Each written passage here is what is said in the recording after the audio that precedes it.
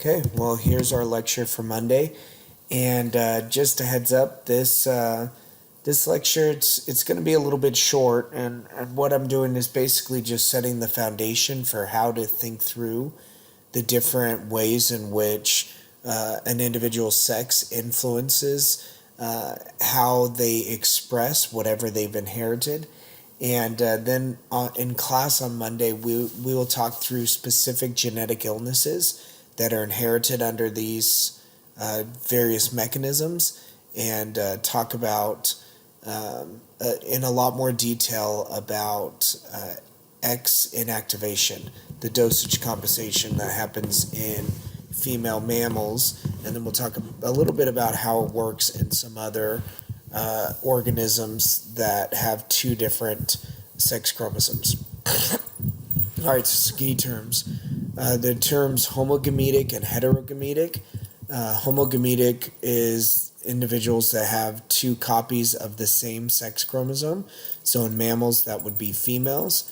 And heterogametic are individuals with two different types of sex chromosomes. And so in mammals, that would be males. In birds, it is the opposite. Females are heterogametic and males are homogametic. And as we talked earlier in the class, this has implications in as far as how often particular traits show up. All right, X-linked dominant. So in X-linked dominant inherited features,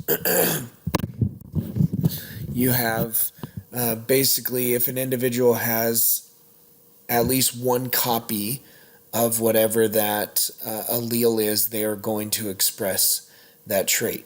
As far as genetic illnesses are concerned, X-linked dominant traits behave in many ways like autosomal dominant traits, at least in females, where the homozygous individuals oftentimes have a more accentuated version of whatever that feature is, and that there are very few homozygous dominant individuals because oftentimes the severity of the disease is such that the individual bearing that genotype does not survive to reach sexual maturity.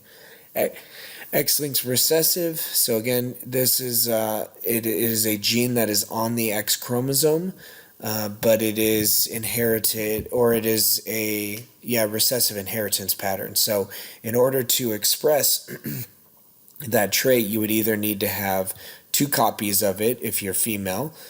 Both your X chromosomes would need to bear that recessive trait, or you would need to be male and just be hemizygous, in which you only have one copy of the X-axis, or alternatively, you could be female and every cell in your body that has the X chromosome with the dominant form of that gene inactivated, those cells are going to express whatever that feature is.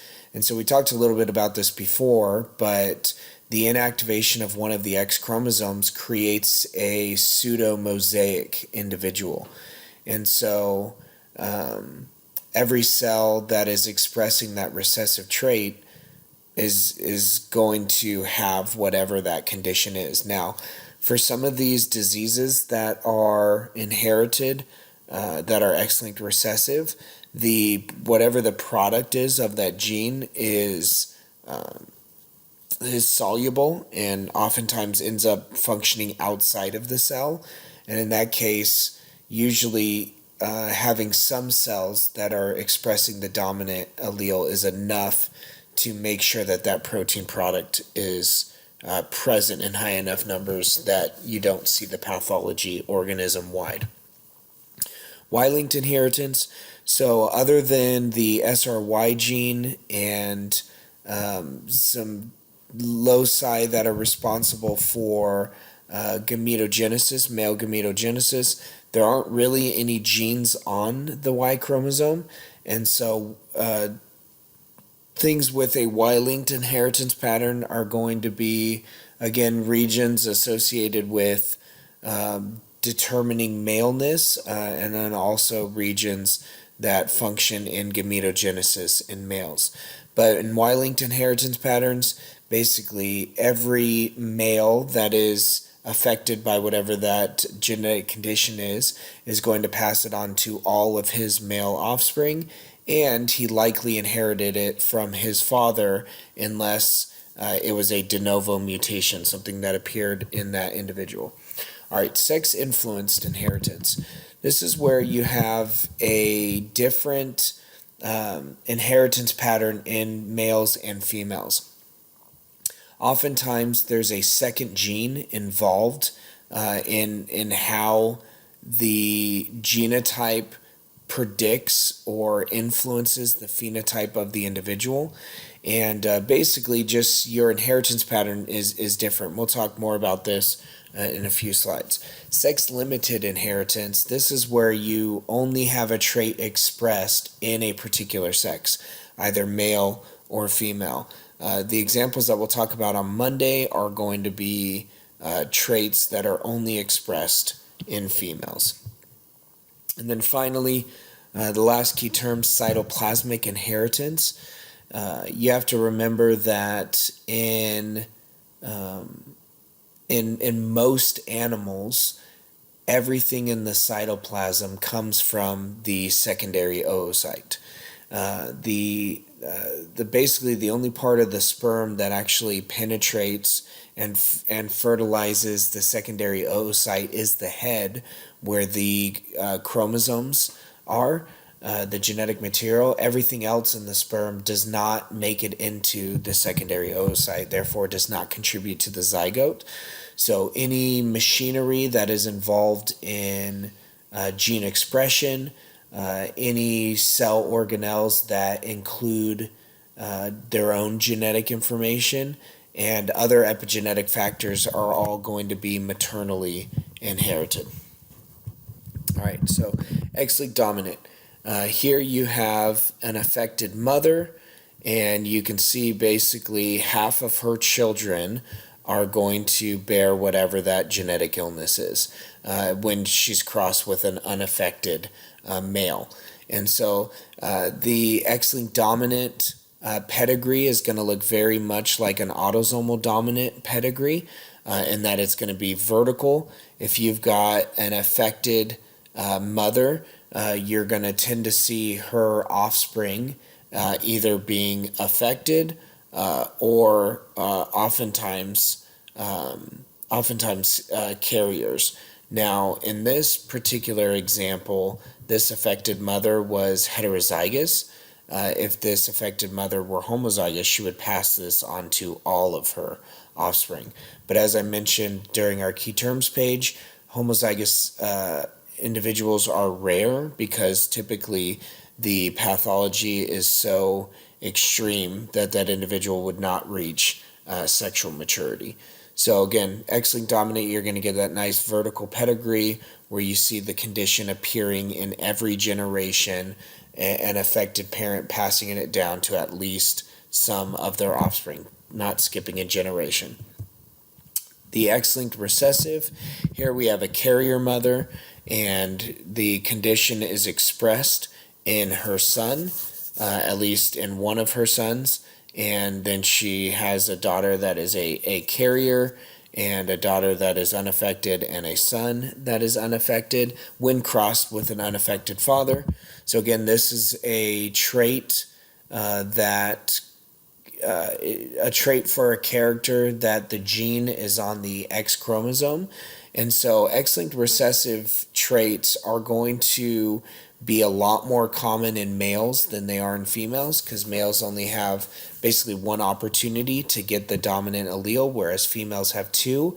One thing I didn't mention for the X-linked dominant is that those are actually more common in females than they are in males, because females have basically two opportunities to get one dominant allele, whereas males only have one opportunity to get that dominant allele. So the pedigree or the pattern for X-linked recessive traits, it's called zigzag, in that it'll move from an affected mother to her male offspring, and then from that male offspring to his female offspring. And so you get a zigzagging pattern where from one generation to the next it switches the sex where you find the genetic illness. All right, so what about when it isn't on the sex chromosome? So what about features that still differ among the sexes, but the gene for that character is not on the X chromosome? And here's where we have both sex-influenced and sex-limited traits, or sex-influenced and sex-limited inheritance. Now, in sex-influence, the genotype is expressed differently in the various sexes. For instance, you could have it being expressed autosomal dominant in males, but autosomal recessive in females. And so here again, remember, it's not on the X chromosome, and so it's on another chromosome. And in males, if they get even one copy of it, they're going to express whatever that phenotype is. Whereas females, they oftentimes need two versions of whatever that mutant allele is in order to express it. We'll talk about this more on Monday, but a great example of this is baldness. So the differences in inheritance patterns might be due to male lethality. That's something we'll talk about on Monday, where for a lot of these genetic illnesses, especially for those that are X-linked dominant, and even some that are autosomal dominant, that they are lethal in males, and so your ratios get altered. But it might also be due, and oftentimes is due to the influence of other genes, modifier or modificator genes that alter the expression. And because males and females might have different epigenetic signatures, you can have a different influence or a different route of the genotype determining the phenotype. Now, sex limited, the gene is only expressed in one sex, and so the genotype of both sexes, though, do contribute to the offspring. So even though the trait is only expressed in, say, females, the genotype of the dad of that female still matters. And we'll talk about this more on Monday, but a great example of this is milk production. Both male and female mammals have mammary glands, but only the females actually produce milk. However, milk production is heavily influenced by the genes of the father. And this is something that's been well understood for a long time, as people have bred cattle to increase milk production, and the genetic signature, the genetic programming, the genotype of the bull also influences the milk production of the female offspring. All right. So we have this interesting question. Well, why aren't we 50% mom and 50% dad? We're actually slightly more than 50% mom, and again, it's because of the cytoplasmic inheritance. All of those cytoplasmic elements. Here are some cytoplasmic features here, and here is the mitochondria, and all of these, basically all of these elements are coming from the oocyte.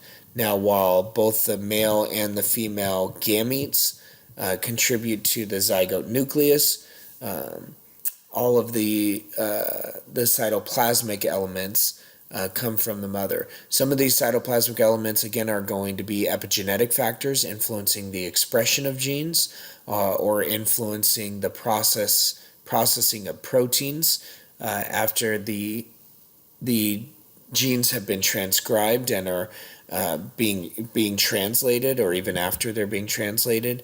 And then many of the mitochondrial proteins are coded by mitochondrial genes, and so those are going to be entirely maternally inherited. The mitochondrial genome is entirely maternally inherited, passing from a mother to all of her offspring, and then from her female offspring down to their children.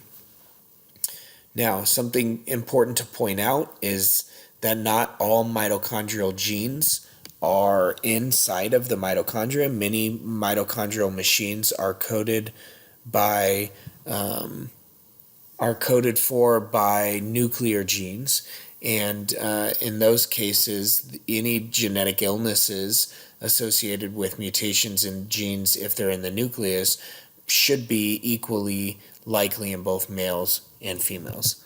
Last one, is it always random which X chromosome is shut down? In most tissues, yes, it is random. And this creates, again, a functional mosaicism, and where you have genetically distinct cells, at least functionally, because they're expressing different versions of the X chromosome. Now, in the wall of the placenta, and then the wall of the uterus, even sometimes the answer is no. That in that case, it's only the maternal X chromosome that's active. So the placenta is a joint structure built by embryonic tissues and maternal tissues.